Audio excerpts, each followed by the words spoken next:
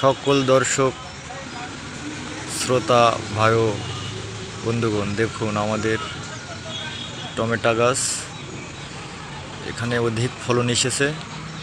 আপনারা চাইলেই এমন ফলন ছাদ বাগানে আনতে পারবেন।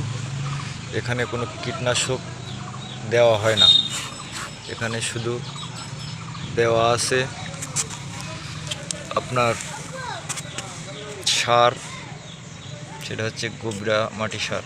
দেখুন কত সুন্দর সুন্দর তাজা তাজা টমেটো হয়েছে এগুলো। দেখুন কত সুন্দর টমেটো, না দেখলে বিশ্বাস করবেন না। দেখুন, আপনারা তো টমেটো লাগাইতে পারেন না, খাইতে পারেন না, আর আমরা টমেটো খেয়ে শেষ করতে পারি না। দেখুন গাছেই এমন সব সময় পাকা এবং তরতাজা টমেটো ঝুলে আছে।